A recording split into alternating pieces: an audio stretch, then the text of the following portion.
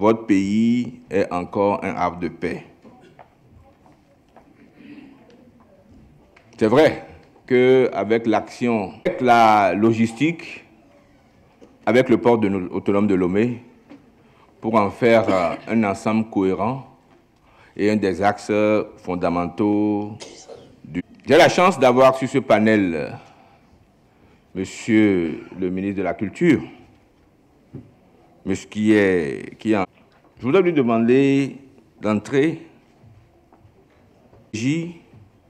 pour valoriser nos industries créatives et culturelles. Monsieur le ministre. Merci, monsieur le modérateur. Je voudrais d'abord cet événement qui offre au ministère de la Culture l'occasion. Du risque, on a parlé de la compétitivité, on a parlé du coût de la main-d'œuvre, de la formation de la main-d'œuvre, on a parlé de la disponibilité des financements, tout ça évidemment est essentiel. Mais il y a une composante qu'il ne faut surtout pas négliger et qui fait peut-être d'ailleurs le succès de la France en ce qui concerne son attractivité touristique, mais aussi son attractivité en termes d'investissement, puisque vous savez qu'on a été classé là dans le deuxième, je crois, juste après le Royaume-Uni, des pays européens les plus attractifs en termes d'investissement. Et cette composante, c'est les conditions de vie. C'est-à-dire que quand une entreprise décide d'investir dans un pays, il y a bien entendu tous les critères que j'ai évoqués à l'instant, mais il y a aussi la préoccupation pour elle d'envoyer des cadres dans une situation où les conditions de vie sont favorables. Alors, ces conditions de vie, elles sont multiples. Il y a bien sûr la sécurité. Et ici, le Togo est quand même, dans son environnement régional, un des pays qui maîtrise le mieux cette dimension. Et d'ailleurs, la France l'appuie beaucoup dans ce domaine. Ensuite, il y a les questions de santé. Trouver des établissements de santé qui soient de qualité internationale pour des cadres qui viendraient investir ici ou pour des touristes qui viendraient séjourner au Togo. Là, il reste un petit peu à faire, mais je pense que nous sommes dans la bonne direction avec le projet que le président de la République a initié entre le Togo, notamment la Caisse de sécurité sociale, et l'hôpital américain de Paris. Donc là, dans peu de temps, je crois que vous disposerez ici au Togo d'une structure médicale de référence qui permettra de rassurer à la fois les touristes qui veulent venir ici et puis les cadres qui accompagneraient des investissements extérieurs. Il y a évidemment l'éducation. Les cadres des grandes entreprises qui passent 3 ans dans tel pays, 3 ans dans un autre, 3 ans encore dans un autre, ils ont besoin d'avoir une continuité pour l'éducation de leurs enfants. Et ça, nous y contribuons beaucoup aussi au Togo avec le lycée français qui, je le rappelle, a été classé cette année lycée de référence pour toute l'Afrique centrale. C'est-à-dire pour une quinzaine de pays, les professeurs viennent se former à Lomé et c'est à Lomé que la coordination est faite. Donc ici, on a un excellent établissement et ça aussi, c'est un élément qui est important pour l'attractivité, l'attraction des investissements. Mais il y a aussi la qualité de vie au sens peut-être plus touristique ou culturel. Effectivement, quand on décide de venir s'installer dans un pays, c'est important de savoir qu'on pourra avoir une certaine offre culturelle. Et là-dessus, nous y travaillons activement avec le ministre de la Culture. Et le ministre de la Culture sait que l'Institut français du Togo est à sa disposition pour offrir des prestations culturelles. Toutes les semaines, il y a au moins 3 ou 4 prestations culturelles à l'Institut français et fréquentées par des abonnés qui trouvent là finalement une offre culturelle qui permet d'améliorer la qualité de vie.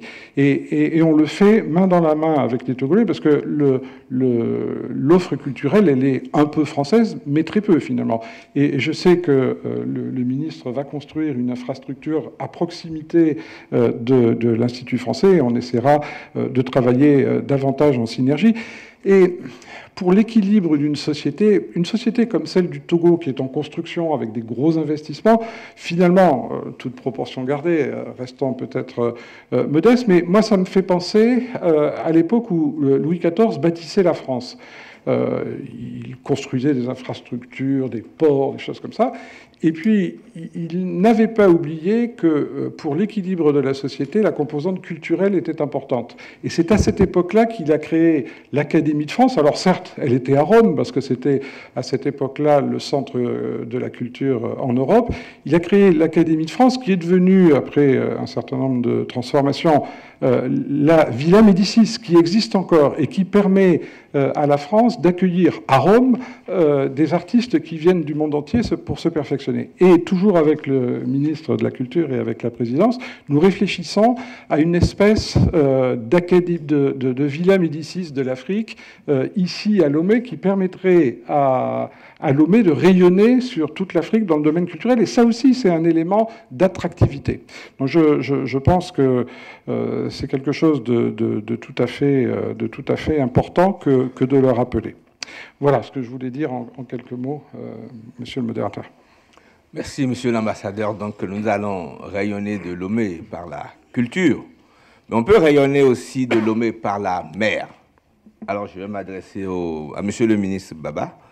Depuis plus de 5 ans, sous la conduite de monsieur le président de la République, et avec votre soutien précieux, le Togo met en œuvre une politique volontariste et innovante sur les questions liées à l'économie bleue. Monsieur le ministre, vous êtes la cheville ouvrière ou le capitaine commandant qui commande ce bateau, hein, ce vaste chantier. Alors, quelle est d'après vous la contribution de l'économie bleue au développement du Togo?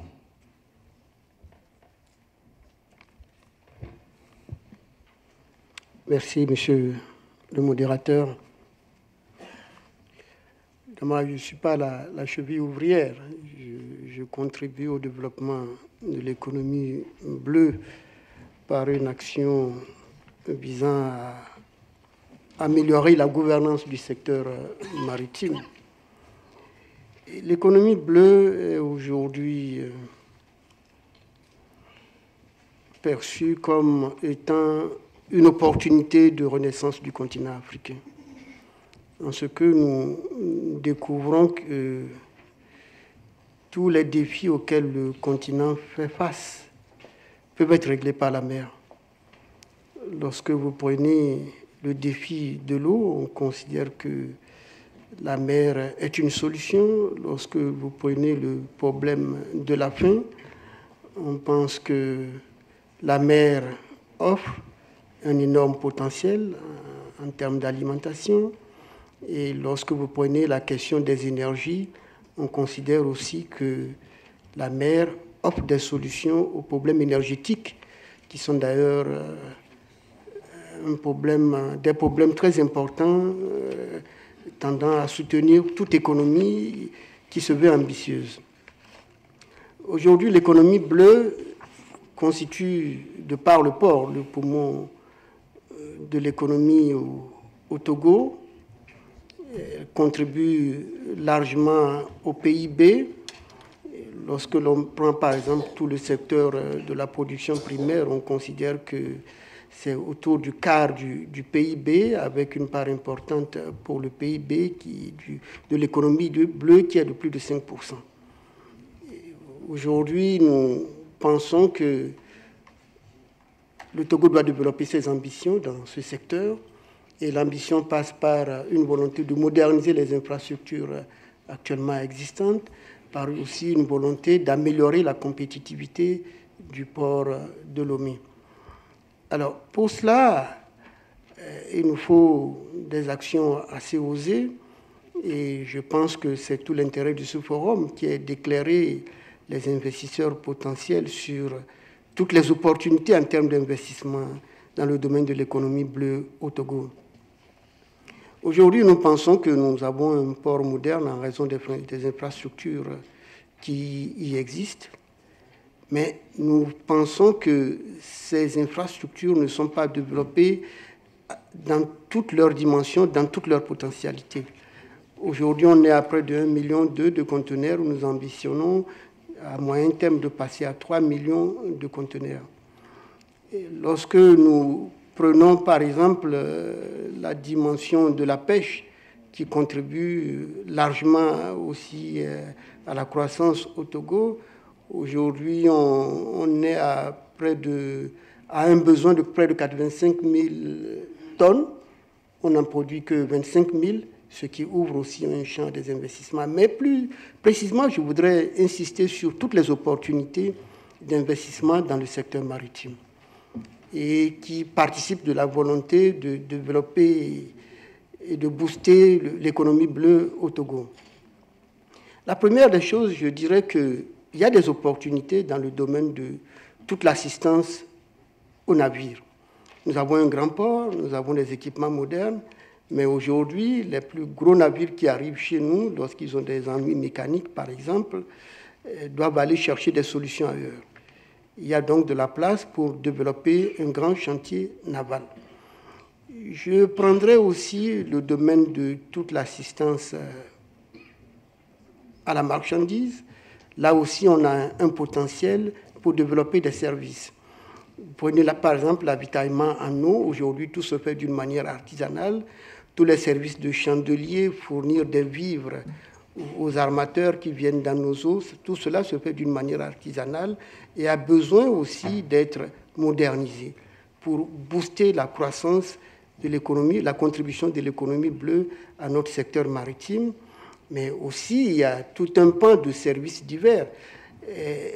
Aujourd'hui, nous pensons que pour être le véritable hub dont nous parlons, nous devons développer le transport multimodal. Ça veut dire que le port à lui seul ou l'aéroport à lui tout seul ne suffira pas pour construire ce hub.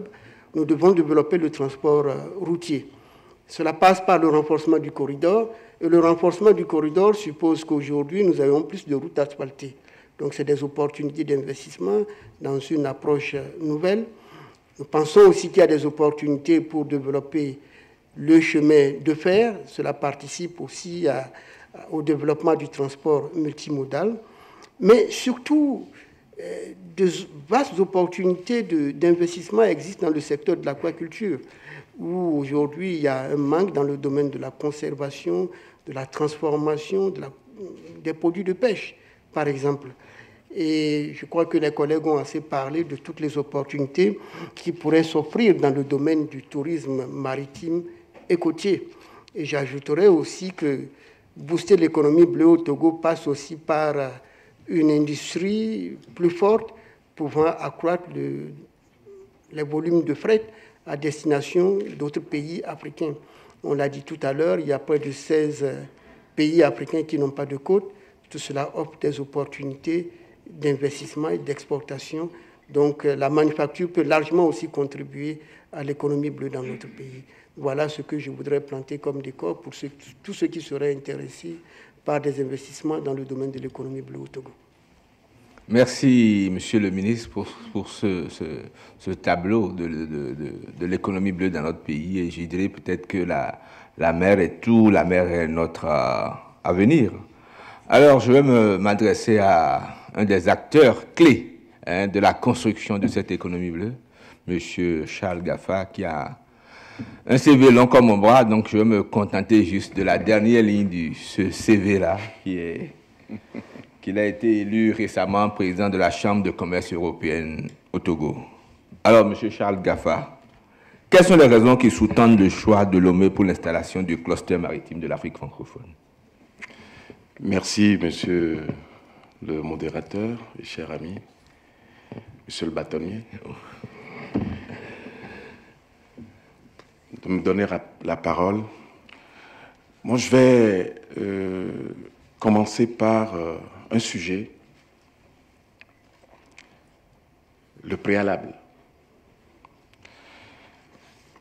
pour dire que sans la sécurité, sans la sûreté, sans la stabilité politique, aucun développement, et encore moins aucun investisseur ou aucune organisation internationale ne s'intéresserait à un pays pour asseoir son siège, pour y développer des activités, soit nationales ou régionales.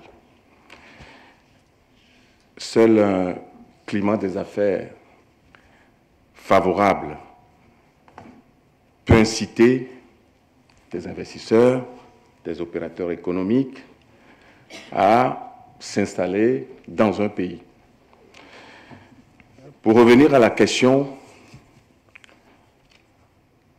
avant d'aborder ce sujet, je voulais remercier les autorités togolaises d'avoir créé ce cadre. D'ailleurs, ce qui nous permet aujourd'hui d'être là aujourd'hui, un cadre de sécurité, de sûreté, de paix. Pourquoi Lomé? Lomé, vous vous rappelez qu'en 2015, le Togo a organisé la conférence maritime. Nous avons naturellement, au niveau du Togo, le port de Lomé, un patrimoine naturel qui est le draft, la profondeur du port de Lomé. Nous avons la diversité des métiers, nous avons tous les métiers de la mer au niveau de notre pays. De la pêche, Monsieur le ministre a cité pas mal tout à l'heure. Nous avons les savoir-faire, des compétences d'une capacité d'expertise aiguë à Lomé. Et surtout, nous avons des représentations internationales à Lomé qui ont vraiment aidé à la création de ce cluster maritime d'Afrique francophone. Ce cluster a été créé le 20 mars 2019 et j'ai eu la chance d'être porté à la tête de ce regroupement. Le cluster a pour vocation d'offrir aux acteurs, aux membres, un espace d'échange et de coordination pour promouvoir dans la région l'économie bleue. L'économie bleue, Monsieur le ministre Baba l'a déjà développé, je ne vais plus revenir dessus. Et de soutenir également le développement de ces acteurs. Donc, nous avons aujourd'hui 21 membres, 21, je dirais, pays membres du cluster maritime d'Afrique francophone, y compris le BRAC et le BRAO, ou bien en plus du BRAC et le BRAO. Donc, le Togo, je dirais, monsieur le modérateur, le Togo est le pays qui a été choisi et qui est prédisposé pour accueillir ce cluster maritime d'Afrique francophone. Merci. Le Togo, porte d'entrée, je dirais, des pays de l'Interland. Monsieur Gaffa, je vais vous retenir quelques minutes pour que vous nous parliez un peu de ce qui a déterminé le groupe Bolloré, votre groupe, après nous l'avoir présenté un peu et son poids dans l'économie mondiale. Qu'est-ce qui a déterminé le groupe Bolloré à faire des investissements aussi massifs au port autonome de Lomé? Merci, monsieur le modérateur. Le groupe Bolloré est présent au Togo depuis plus d'un demi-siècle.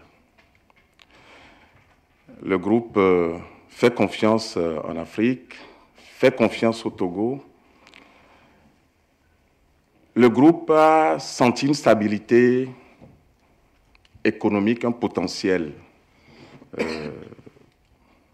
économique, de développement économique au Togo, et a observé qu'il fallait accompagner le Togo. Dès les années 1959, le groupe a commencé ses activités par la logistique, la consignation, l'accueil des navires, le transit. Le groupe, dans le temps, avait représenté près de 4 ou 5 amateurs, dont, je dirais, MSC, Delmas, Maersk Line, et j'en passe. Le groupe a eu une ouverture des autorités togolaises, ce qui l'a amené à intensifier ses investissements, à développer le port de Lomé. Je dirais même, j'irai plus loin pour dire que le groupe est le précurseur du rayonnement du port autonome de Lomé par la construction du 3e quai avec un investissement prévu sur la durée de la concession d'à peu près 300 milliards de francs CFA. Le groupe continue à investir non seulement dans la manutention conteneur, mais dans la manutention conventionnelle aussi. Il n'y a pas longtemps, le groupe, je dirais il y a 2 ou 3 mois, le groupe a investi dans les ensacheuses pour moderniser la manutention conventionnelle. C'est-à-dire qu'aujourd'hui, au port autonome de Lomé, les marchandises conventionnelles, quel que soit, enfin, si c'est du granulé ou de poudre, des marchandises en poudre, le groupe a des machines pour ensacher. Ce qui m'amène à aller peut-être sur la seconde question qui va m'être posée, ce qui m'amène à dire que le groupe a déjà anticipé sur la vision de hub logistique, c'est-à-dire que on peut faire venir des marchandises en vrac, l'ensacher et en sac et les réexporter, ou les marchandises produites à Lomé peuvent être ensachées au port autonome de Lomé et réexpédiées ou expédiées dans la sous-région ou en Europe ou en Asie. Merci.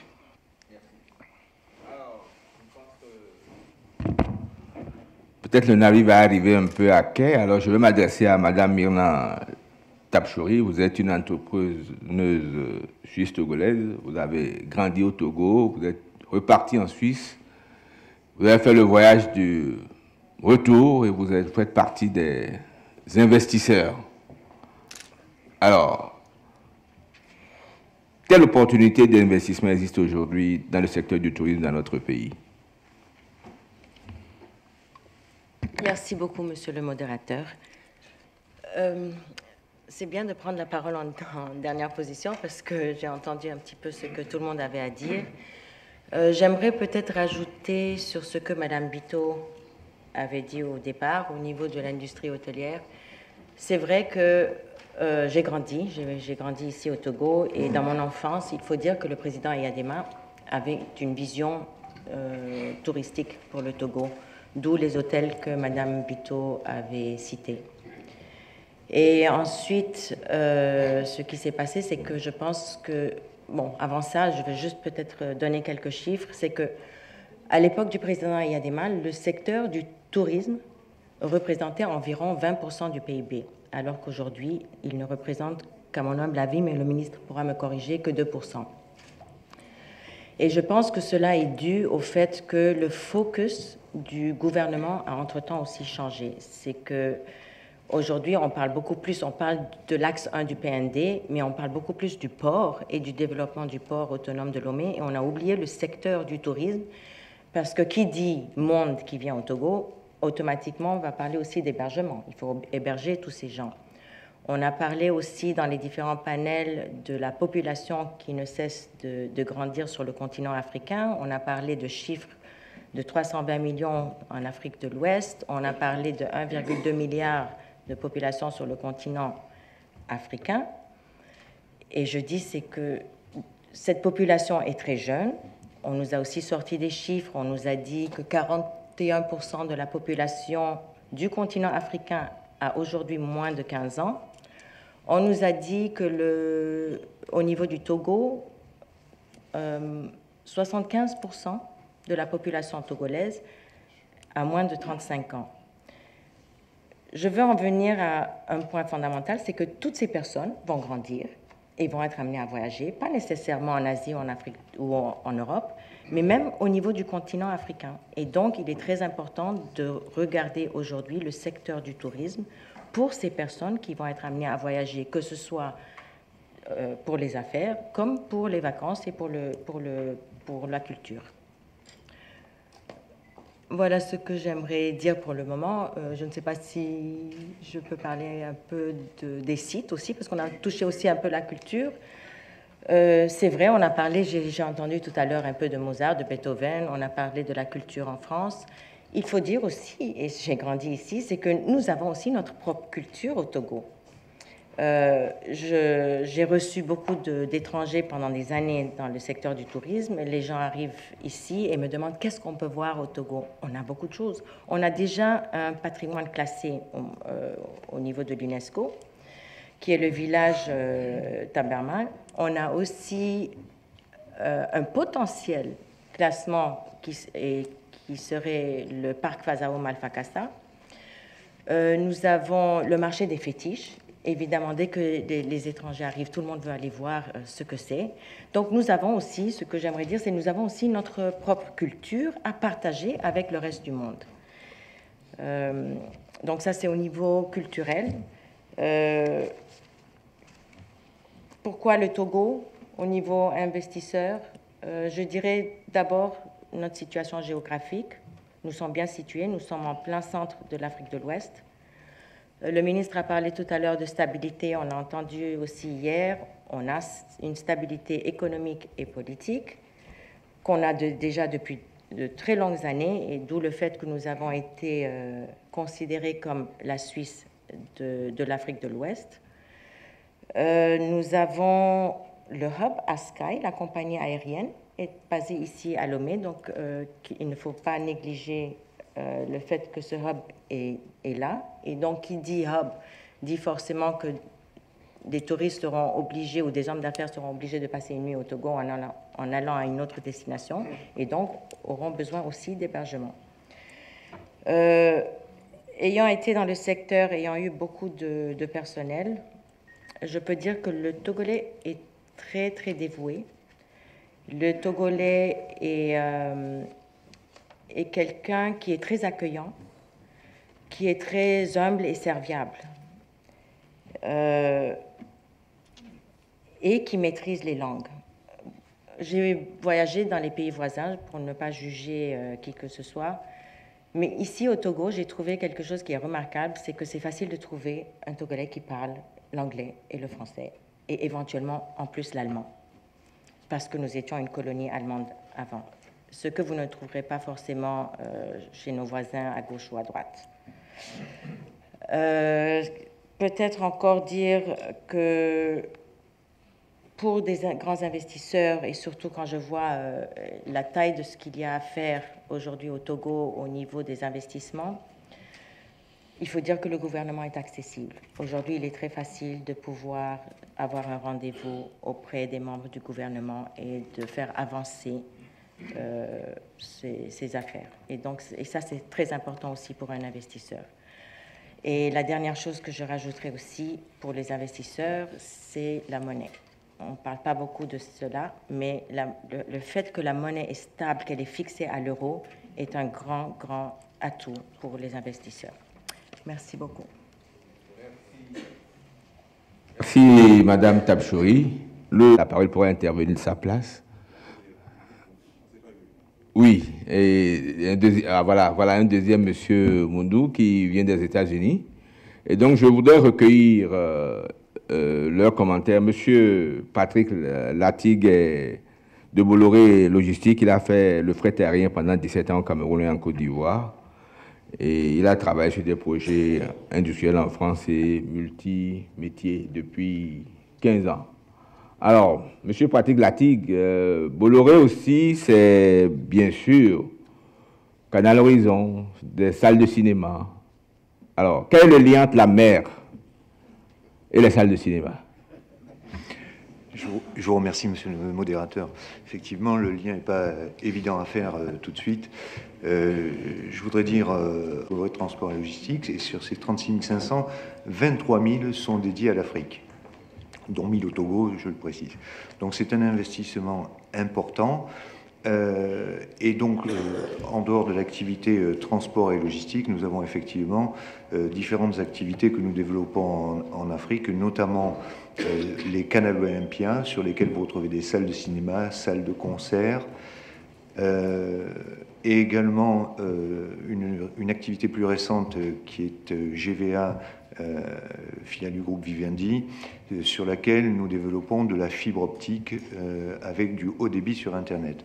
Donc tout ceci est relié également à une activité du groupe qui est l'énergie bleue, c'est-à-dire le développement de batteries LMP, batteries qui permettent un stockage d'électricité, elles-mêmes captées par des capteurs solaires. Typiquement, tous nos sites Canal Olympia fonctionnent en parfaite autonomie. Les Blue Zones, dont une est bien présente au Togo et qui fonctionne depuis, je crois, 5 ans maintenant.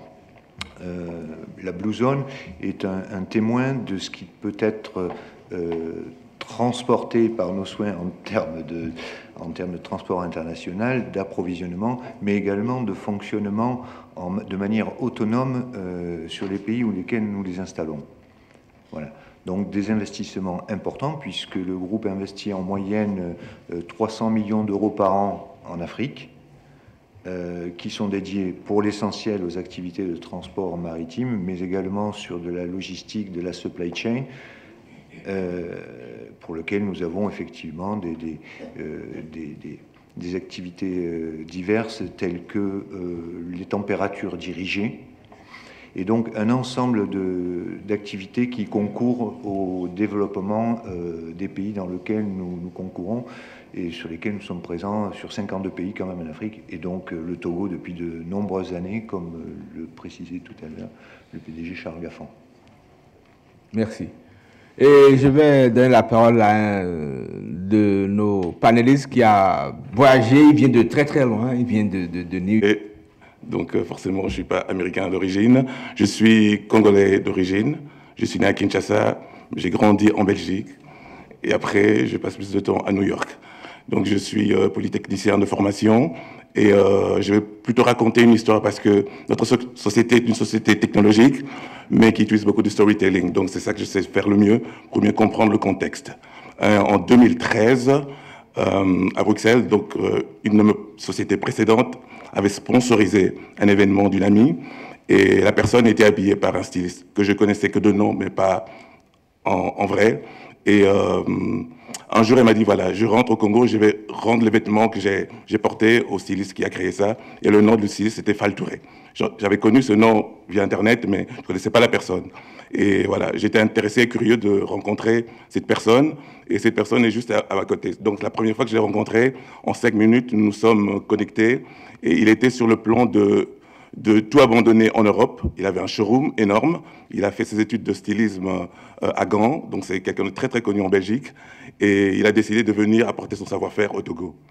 Et voilà, j'ai expliqué le projet début qui était au départ. En fait, peut-être vous avez reçu ça, c'est notre société. Voilà, juste pour avoir une idée. C'était encore une idée en 2013. Et là, il est rentré au Togo et il a lancé son académie de mode. Et en 2016, il a lancé un festival de mode, la Lomé Fashion Week. Donc j'ai dit, voilà, je t'accompagne dans ta vision. Moi, ça fait plus de 25 ans que je ne suis plus retourné en Afrique. Et pour moi, c'était une forme de redécouvrir l'Afrique. J'ai dit, voilà, je vais suivre dans ton projet. Et ça sera pour moi une façon de redécouvrir l'Afrique.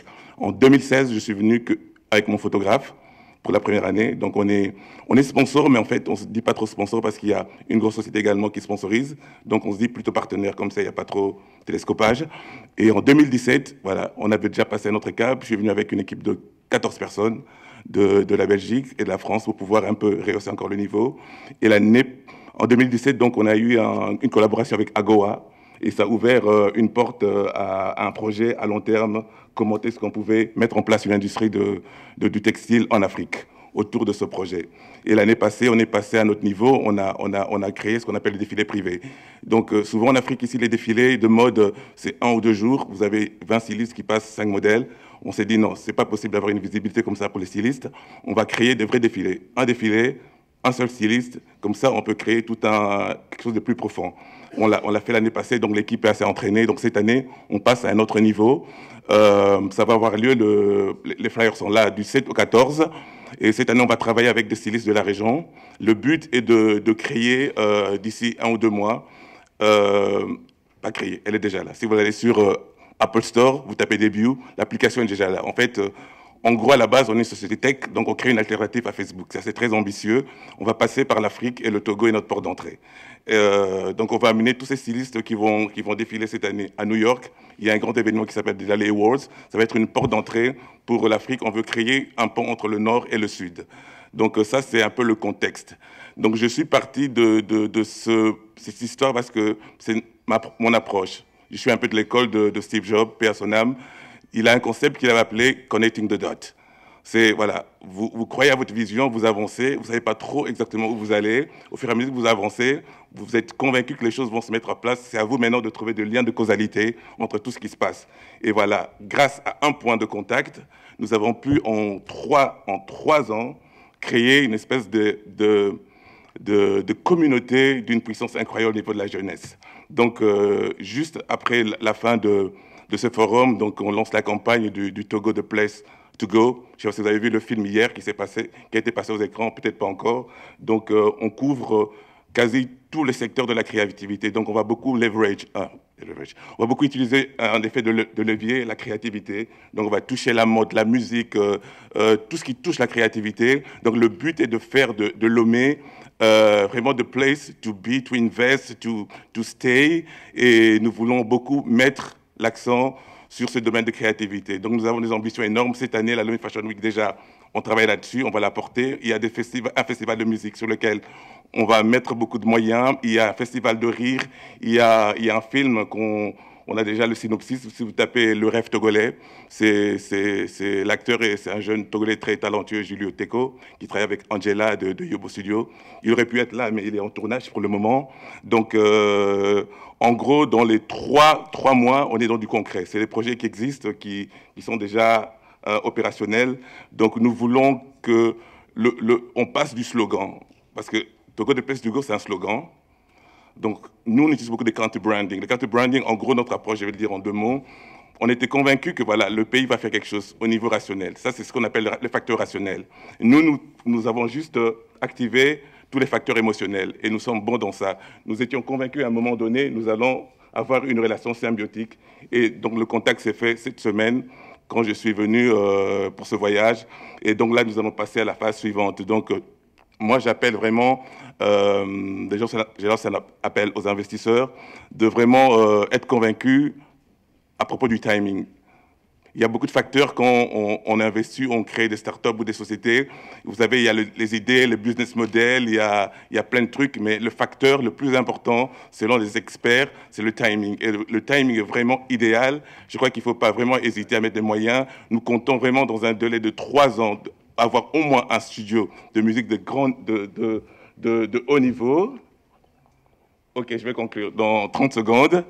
Un studio de cinéma et au moins une grande salle de spectacle pour que ça soit la place vraiment centrale au niveau de la zone. Et à partir de là, on peut aller à notre niveau. Donc, faites confiance à la créativité. C'est la créativité qui va créer le lien émotionnel avec tout le reste pour venir voilà, investir. Voilà, merci beaucoup. J'ai parlé assez vite parce que je savais que le temps était super court. Mais si vous voulez me voir, je me tiendrai là. La plupart des flyers se trouvent de l'autre côté. Merci.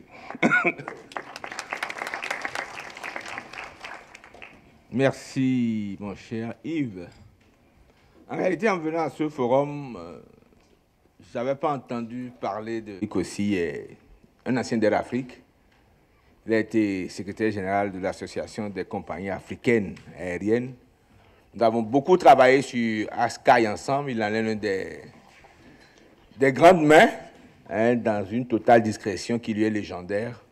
Et je me réjouis de prier le professeur Blévy Adoté de me permettre de donner la parole au grand frère Christian Folic aussi avant de la lui passer. J'espère que tu me feras cette concession, frère Adoté. Monsieur Folic, vous avez la parole. C'est d'abord l'avion. On a parlé de la mer parce que c'est associé, mais les touristes ne viennent pas par la mer, ce n'est pas avion. Donc nous avons un cousinage là important. Je vais aller vite, à assister un ministre de tourisme en Côte d'Ivoire. Alors, voilà comment il m'a fait venir. Il m'a dit, tu sais, Christian, viens m'aider parce que quand nous sommes entre collègues ministres, et ils me prennent pour un touriste, c'est-à-dire que c'est le dernier ministère pour contribuer à la richesse nationale. Alors, toi, avec tes idées, viens lui à notre économie. Alors, je m'excuse d'être un peu iconoclaste, c'est des habitudes internationales. Et j'allais dire, nous abordons le sujet en touriste. Il faut qu'on aille au fond. C'est-à-dire, qu'est-ce qu'il faut faire pour asseoir le tourisme dans notre pays, dans notre région. Bon, la première des choses, je m'excuse ma soeur, quand on dit que le Togo, c'est un des seuls pays africains à avoir une école hôtelière, que nenni. Que nenni, parce que le tourisme, ce n'est pas chez nous. Le tourisme se passe dans le nord de l'Afrique. Vous avez le Maroc, plus de 15 millions de touristes aujourd'hui. Vous avez l'Égypte qui dépasse. Vous avez la Tunisie qui a plus de 10 millions. Mais quand vous descendez après, c'est l'Afrique de l'Est, le Kenya, l'Éthiopie. Mais vous allez en Afrique australe. C'est là où les choses se passent. Et alors, ces gens-là, allez-y. On ne doit pas, même si on veut faire du tourisme, un centre, un facteur économique important, il faut déjà visiter ces pays. Vous savez, toute l'Afrique, tout l'UEMOA fait à peine 2,5 millions de touristes. C'est-à-dire beaucoup moins que le Kenya tout seul. Et effectivement, c'est dans ce cadre que nous bougeons. Et en fait, pour moi, nous ne faisons pas encore le tourisme. Alors, je vais donner quelques exemples simples. Oui. Tourisme balnéaire. Les plages de sable fin que nous avons, qu'est-ce que nous en faisons? À Nice, c'est là où les touristes viennent se coucher. Nous en faisons de Dakar, non, disons d'Abidjan que je connais bien, Port-Boué, jusqu'à Lagos, nous en faisons des latrines. C'est ça les réalités. Il faut déjà préparer ce cadre-là pour accueillir les touristes. Si nous prenons autre chose, les cascades qu'on a citées, est-ce que vous connaissez une seule cascade chez nous? Ce n'est pas dans tous nos pays francophones, où on a fait des routes, on a fait des pistes d'accès, même pour descendre voir la cascade. Il n'y en a pas. Bon, tu penses qu'il y a d'autres intervenants? Non, je conclue, je donne ces éléments. Parce que je vais faire un tour avec les autres panélistes après. Donc, je vous prierai de conclure ou de poser des questions précises. Bon, alors je conclue. Si nous voulons développer le tourisme, d'abord, il faut qu'on donne une autre place au ministère du Tourisme. Le ministère du Tourisme doit être une haute autorité qui a les moyens, le budget même pour faire des investissements en infrastructure. Ce n'est pas seulement les hôtels, mais le tourisme, ça se crée. Par exemple, nous avons des apparitions, semble-t-il, de la Vierge Marie à Cové. L'homme doit être derrière pour créer une attraction. Mais... En Italie, et je finis là, on crée, on a des hôtels et quand les gens viennent, il y a même des images qu'on leur vend et des souvenirs. J'arrête là. Merci beaucoup, M. Christian Folly, de vos interventions, de l'homme d'expérience qui a fait presque le tour du continent et donc qui a son éternelle jeunesse. Je vais passer la parole au professeur Blivy tout en demandant maintenant aux autres intervenants soit de poser des questions précises ou d'être assez brefs, sinon je les larguerai en mer. Monsieur le modérateur, monsieur le bâtonnier, je suis professeur Blivy Adoté. Vous annoncer quelques projets et voir comment nous pouvons travailler sur les variables et définir une feuille de route pour tenir ce qu'on peut mettre dans le contexte général du programme national de développement. Je suis en géographie des côtés des mers. Je connais bien le secteur sur les plans sciences et le plan surajouté, l'économie.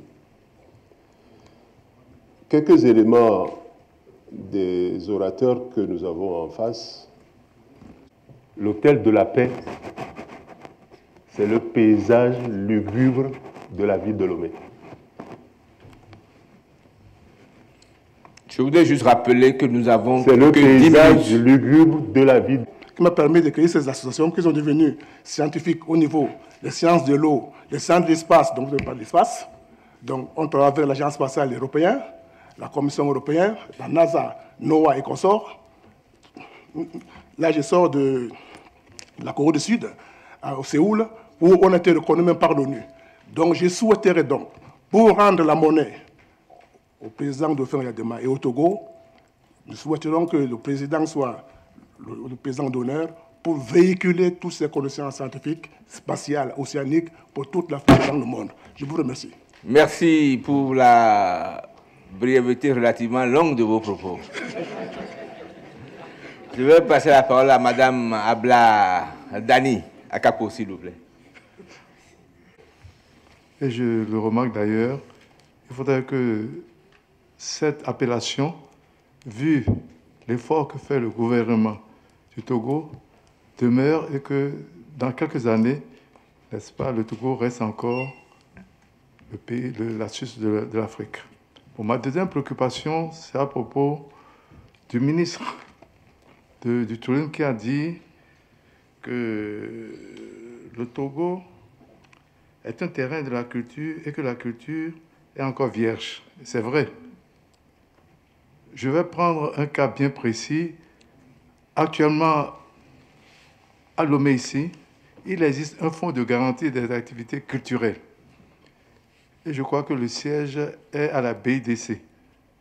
C'est l'OIF, c'est la francophonie, et je crois que la banque qui finance ces activités. Alors, les acteurs culturels togolais, est-ce qu'ils profitent réellement de ce fonds? Je crois que non.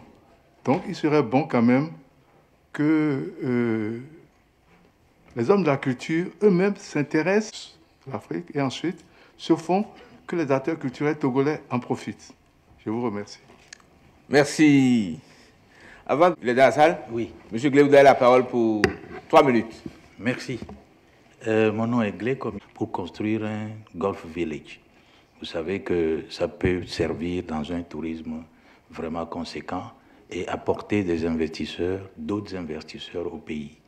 Et dans ce cadre-là, construire un circuit intégré de parcours Vita dans les montagnes de Cloto, joindre les bouts des montagnes par des visites téléphériques. Je vous en prie, j'en ai fini. Merci beaucoup. Je suis là et si quelqu'un peut être intéressé par cet aspect-là, eh bien, on peut toujours discuter. Voilà. Voilà un peu, chers amis, l'intérêt aussi du forum de pouvoir mettre en contact des gens, faire que Le cri de cœur de M. Eglé a été entendu. Et donc, avec votre permission, je vais passer la parole au panel pour qu'il veuille bien répondre. Monsieur le ministre de la Mer, vous avez la parole. Merci beaucoup. Je remercie beaucoup, madame, pour sa question relativement à la question de procédure. Mais je suis d'avis avec vous que cela n'est pas suffisant. De mon point de vue, la réduction des coûts aujourd'hui dans le domaine des transports, qui se fait essentiellement par la route, consiste à numériser le transport routier. Je veux par là vous instruire à l'idée que aujourd'hui, l'informatique est très peu développée dans le domaine du transport routier. On a par exemple besoin d'un géoréférencement des véhicules assurant le transport, géoréférencement qui rendrait le trafic d'ailleurs beaucoup plus fluide et qui le rendrait davantage plus sécurisé. Donc pour moi, l'une des solutions, c'est là. Vous avez des moments où, par exemple, la route est très congestionnée. Avec un système de transport informatisé où on localiserait à l'instant la situation des véhicules, où on aurait une meilleure organisation du trafic, je pense que les coûts peuvent baisser. Aujourd'hui, la plupart des barrières sont levées, le trafic est assez fluide, il y a encore certaines tracasseries. Tout cela mérite d'être solution, développement du transport ferroviaire, mais à court terme, je pense que nous devons numériser tout le système du transport par la route. Voilà, madame. Merci beaucoup, monsieur. Maintenant, est-ce à dire que, vu que la Côte d'Ivoire est déjà dotée de ce réseau ferroviaire, est-ce à dire que nous devons nous attendre à voir une baisse de la part de marché de nos convoyages sur les... À 2 millions de conteneurs traités par an, nous sommes à 1,2 million. Mais vous remarquerez aussi que les progrès du Togo, en 5 ans par exemple de 2013 à maintenant, on a presque multiplié par 5 le nombre de conteneurs alors qu'Abidjan a baissé. Ça veut dire qu'il y a eu un progrès dans ce sens. Pour moi, je ne désespère pas. Et le but justement de dire que nous voulons faire un hub de transport logistique, ça veut dire que nous réalisons que nous avons un certain nombre d'atouts, nous devons les capitaliser, mais les capitaliser en créant des conditions d'un investissement qui permettent effectivement d'avoir un trafic beaucoup plus fluide et qui permettent aussi de faire baisser des coûts en termes de procédure. Donc je dis, le problème n'est pas, on ne va pas polémiquer, le problème aujourd'hui n'est pas que la Côte d'Ivoire soit en avance sur nous, mais comment faire pour rattraper le retard que nous avons. Et moi je note qu'en quelques années, nous avons fait des progrès. Il faut maintenant avancer pour amplifier les progrès que nous sommes en train de faire. Merci beaucoup, monsieur. Merci, monsieur le ministre. Monsieur le ministre Egbetoyan. Merci, monsieur le modérateur. En fait, c'est une observation du dernier intervenant et une proposition que nous notons. Et, monsieur le modérateur, si j'avais parlé du secteur du tourisme, certainement des doutes auraient été dissipés et des observations ne seront plus arrivées. Alors là, je vais parler des opportunités d'investir dans le secteur du tourisme en 4 points. D'abord, c'est un secteur d'avenir qui a d'énormes potentialités. On vous a donné quelques chiffres. 700 établissements hôteliers, toutes catégories confondues. Et Madame Bito, dans son intervention, a énuméré ceux-là qui sont des établissements publics. Donc, tout le reste est porté par le secteur privé.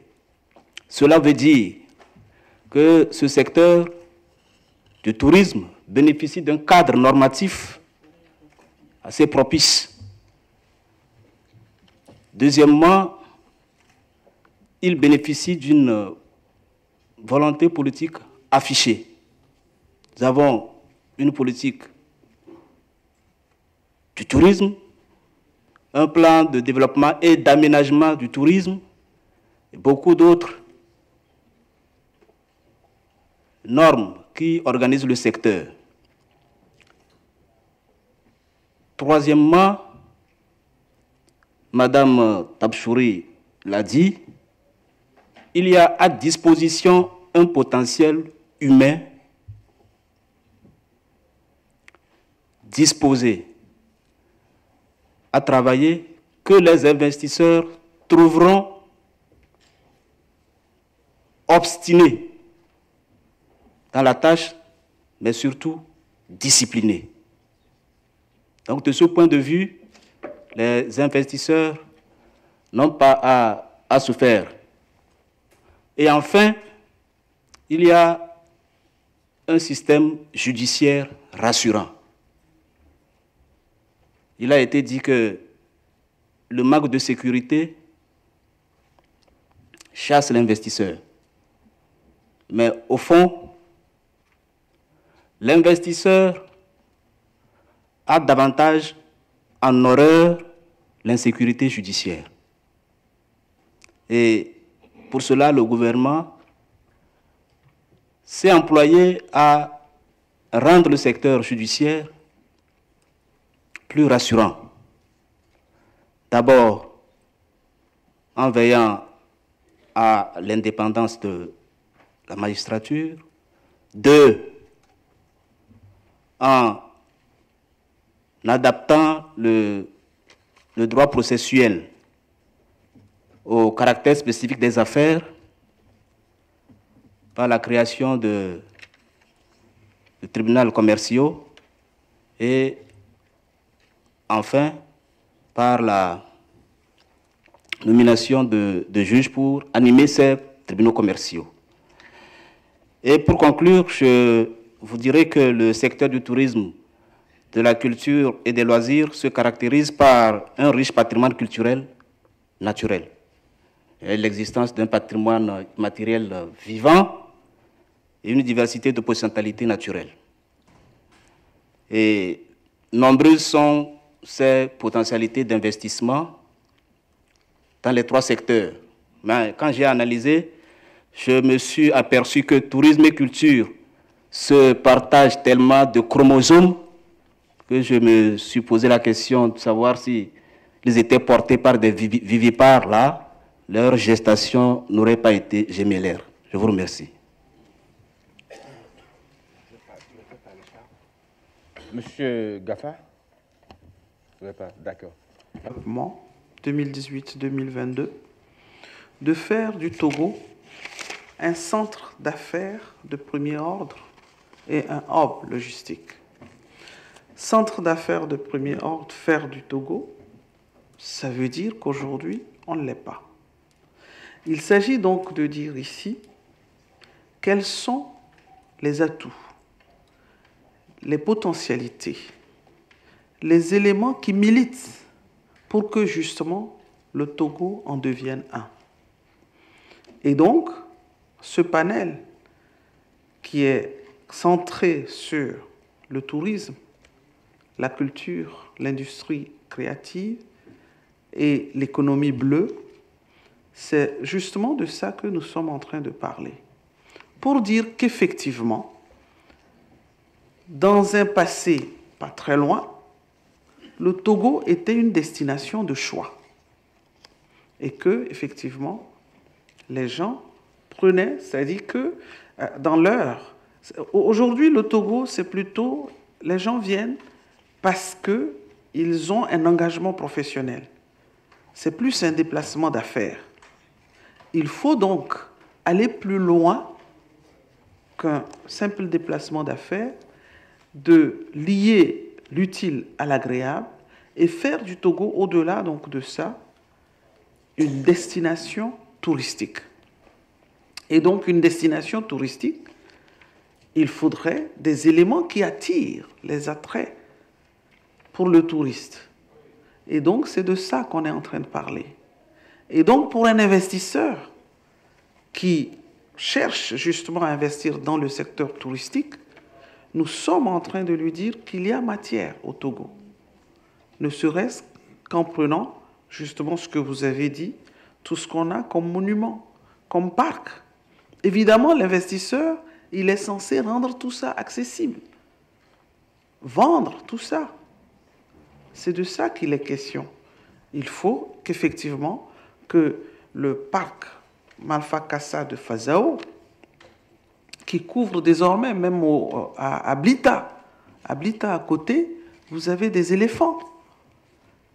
Mais les gens vont en Afrique du Sud pour voir des éléphants. Ils auraient pu venir au Togo. Donc pour un investisseur, comment justement faire pour que le touriste qui vient à Lomé, qu'il puisse profiter effectivement de notre plage, du sable fin que nous avons, mais aussi visiter par exemple le parc Fazao. Donc c'est de ça qu'on est en train de parler. Et les structures telles que Tropicana à l'époque, telles que Hôtel de la Paix, on est justement en train de dire à l'investisseur qu'il y a matière à investir. Parce que ces hôtels-là, effectivement, hébergeaient des gens. Donc voilà un peu, je crois que M. Kossi et Monsieur... J'aurais compris que ce sont des contributions, j'ai plutôt compris ça comme ça, que ce sont des contributions. Je crois que c'est extrêmement important que nous relevons ces points-là, que le Togo doit devenir, donc c'est ce que le PND dit, donc nous devons tous y travailler pour que le Togo devienne une destination touristique. Merci Madame Bito, et je vais donner la parole exceptionnellement aux potentiels investisseurs. Quels sont les secteurs pour lesquels il y a possibilité de réaliser des investissements au Togo? Le but n'était pas de faire un cours sur le tourisme en Afrique, dans le monde, et de dire quels sont les points de négativité au Togo. Je regrette totalement les propos de M. Folivi, qui n'ont pas contribué à permettre au panel d'atteindre les objectifs qui lui sont assignés. Mais Mme Bito a tout à fait remis les choses en place et je m'en réjouis. Monsieur l'ambassadeur, puis-je avoir la faveur et le bonheur de vous entendre pour le mot de création du cluster maritime de l'Afrique francophone, avec le fait que son siège, grâce au ministre Baba, est à Lomé, avec le fait qu'il soit doté d'un président togolais, on est en train d'apporter la démonstration à toute l'Afrique que la capitale du maritime en Afrique, c'est bien Lomé. Et d'ailleurs, dans les prochains jours, sortira un numéro spécial Afrique de la revue Marine et Océan, qui est la principale revue maritime francophone, enfin la principale revue francophone consacrée au maritime, qui laissera la part belle au Togo. Et donc là, on est en train d'apporter cette démonstration, et il faut le faire savoir, et c'est important de communiquer. Et puis, puisque nous nous acheminons vers midi et que certains d'entre nous ont faim, il me semble important, cette circonstance, de dire que Lomé, c'est aussi la capitale de la gastronomie en Afrique de l'Ouest. Vous l'avez un peu rappelé il y a quelques instants. Chaque année, on essaye de démontrer, Madame Blito y prend toute sa part aussi, Air France aussi, on essaye de démontrer, et on y arrive que finalement, à Lomé, on arrive à réunir une vingtaine de restaurants pour l'opération Goût de France, qui démontre que non seulement on est en sécurité à Lomé, non seulement on peut y étudier dans de bonnes conditions, mais en plus on peut très bien y manger. Donc pour ceux qui envisagent d'investir à Lomé, investir au Togo, rassurez-vous, vous aurez de bons restaurants dans lesquels vos cadres vont pouvoir aller se restaurer. Merci. Alors, est-ce que je peux vous demander une faveur? C'est de bien vouloir applaudir le panel. Alors, Monsieur le ministre de la Culture, tous les participants, vous dire merci. Combien de fois nous avons apprécié ce voyage sur la mer, parce que la mer n'était pas très agitée, les eaux étaient calmes, même si parfois le navire a tangué de temps à autre. Mais cela fait partie du bonheur de la mer. Et je vous remercie et je vous dis que vous êtes invité à la prochaine plénière qui se déroule immédiatement après la fin de notre session plénière. Et je vous remercie par mon mot de fin. Merci à vous.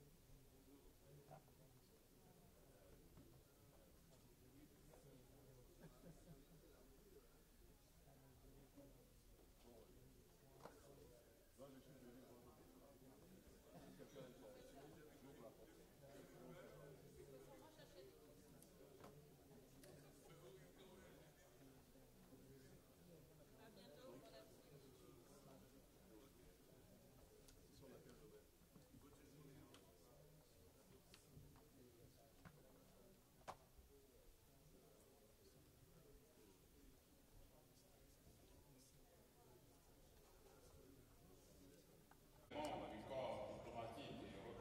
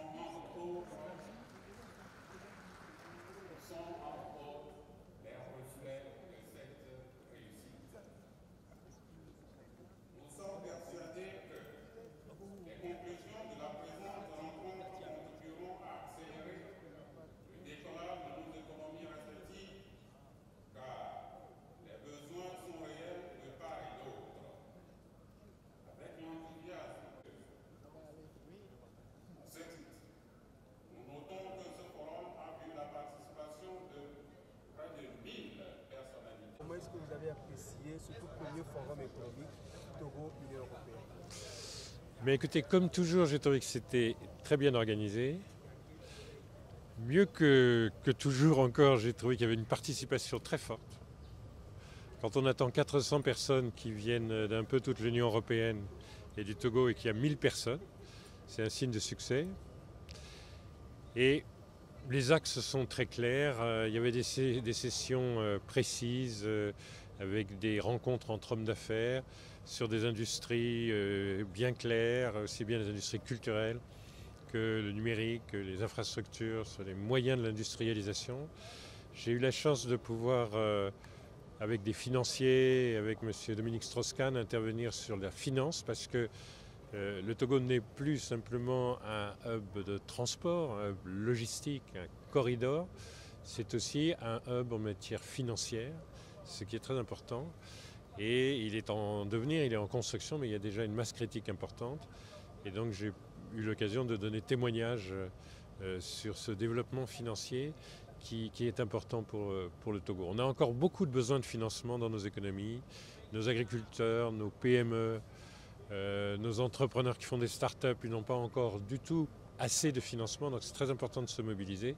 Moi, c'était ma petite contribution de financier, mais c'est très, au fond, quand même très stimulant de voir un pays frère qui a une vision, une cohérence des réalisations. Tout le monde, vraiment à travers toute l'Europe, à travers toute l'Afrique, est assez fasciné par le fait que le port de Lomé, il y a des plus jeunes, il y avait encore un wharf, je l'ai rappelé parce que je l'ai vu, ce wharf. En 1968, on a désarmé le wharf pour construire le port autonome. Et aujourd'hui, c'est le premier port d'Afrique en termes de containers. Il y a les premiers ports du monde en termes de containers. Et personne, il y a 10 ans, n'aurait pensé que c'était possible parce qu'il y a quand même des grands candidats. Il y a Durban, Port Saïd, il y a au nord et au sud de l'Afrique des très grands concurrents. Eh bien, Lomé s'est affirmé. Voilà. Donc, si vous voulez, c'est un bon gage du fait qu'on pourra faire la même chose dans les autres secteurs. Alors, vous avez parlé tantôt de l'investissement. Le Togo s'est doté d'un plan quinquennal, à savoir le plan national de développement. En quoi, selon vous, ce forum pourra aider à mobiliser davantage de finances pour la mise en œuvre des projets compris dans... Vous savez, en Afrique, il faut que nous nous expliquions toujours et toujours que nous ne sommes pas des pays si risqués. Nous sommes des pays d'opportunités, que nous avons des croissances élevées. Le Togo, 5,1% attendu en 2019. Ça sera 3 fois le niveau de l'Union européenne. Donc on doit expliquer, oui, nous sommes des terres de croissance. Et nous avons une croissance démographique élevée. Nous avons plus de 3% de croissance démographique. Mais c'est un atout. Et oui, nous avons déjà des infrastructures. Nous avons des infrastructures hôtelières, de conférences, nous avons des infrastructures financières, portuaires. Et c'est toujours très important de s'expliquer, de dialoguer, de faire plaidoyer, de montrer les choses. C'est à ça que ça sert ces rencontres. Ça sert à montrer physiquement, oui, nous existons comme une terre promise pour beaucoup d'investisseurs. Mais on est obligé, nous sommes des pays jeunes et neufs, on est obligé de prouver que nous existons et que nous avons décollé. Donc voilà, ça sert à ça. Merci beaucoup. C'est moi qui vous remercie, messieurs.